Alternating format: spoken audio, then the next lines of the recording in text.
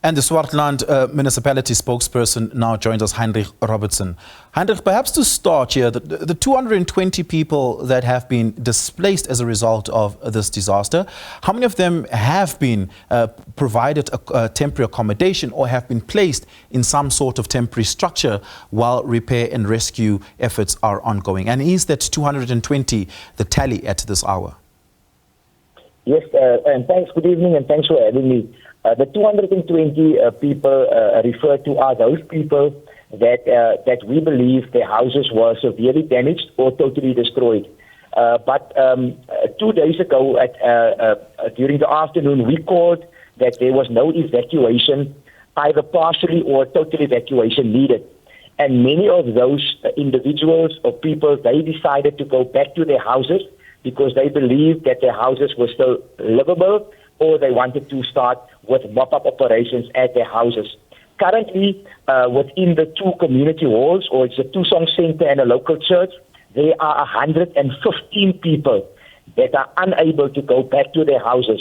So they are being housed at those two facilities, sleeping there, getting their meals, and getting everything that they need, because their houses have totally been destroyed. The other people, they decide to have or to receive humanitarian relief, but they are sleeping or living during the day, living at their houses, because their houses are still semi-livable, if I can call it that way. Yeah.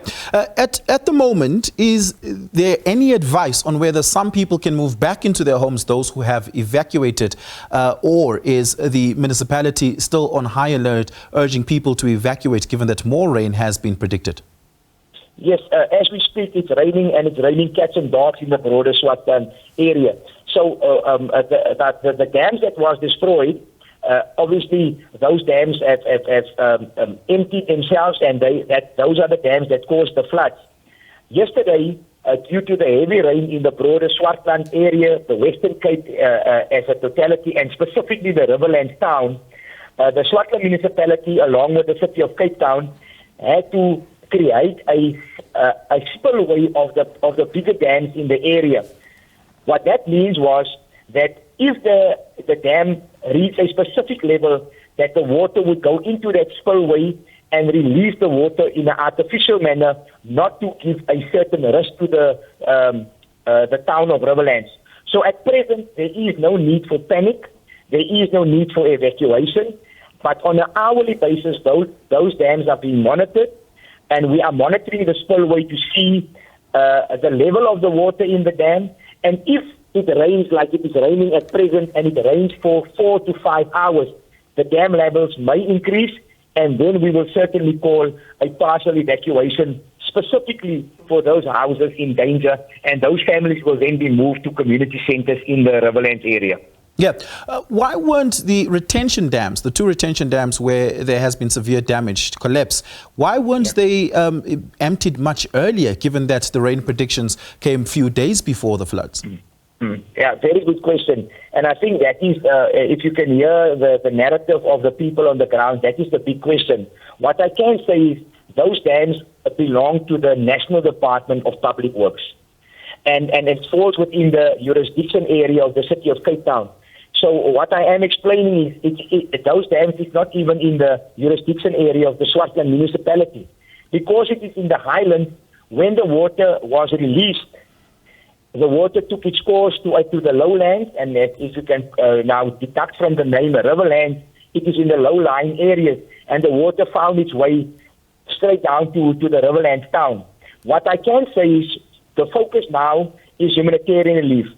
There will be an investigation, and I'm pretty sure that reports will reveal, was there oversight, why did this happen, and what should be done for this situation to be avoided in future.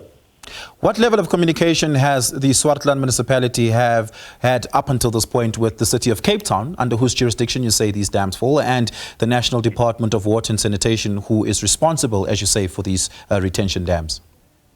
At present, or let me say throughout, ever since this incident, there was representatives, senior representatives of the National Department, the municipal manager of Swartland himself, and then also engineers and representatives of the city of Cape Town. They are in discussion.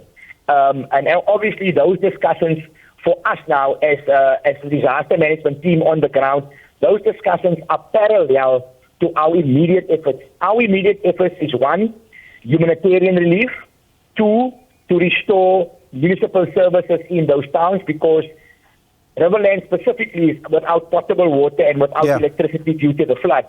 So there are discussions. I can reveal that representatives of various national departments have visited the Riverlands to see what has happened, and I'm pretty sure that those discussions will obviously emulate into some actions going forward. But like I say, there will be a full investigation, and once those reports are available. Are there any other at-risk dams to be taken note of at this point? Yes, there are.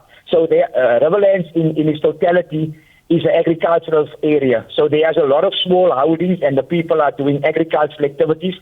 So there are 2 dams that is being monitored.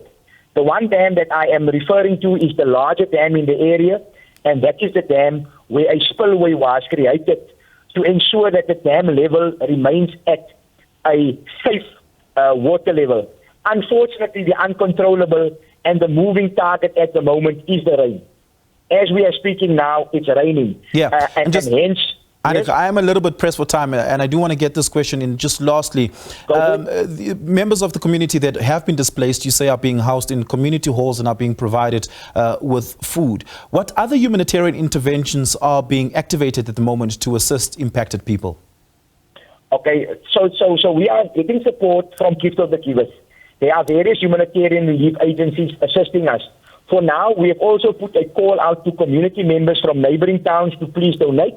And the biggest thing now also, given the fact that the town is without electricity, on our humanitarian aid, we want to obviously give temporary gas to the people, to at least, for those who have gas stoves, or at least temporary stoves, to have gas, to warm water, and also to do some cooking. So those are the basic needs at present. Heinrich Robertson, thank you so much for your time. That was the spokesperson of the Swartland municipality.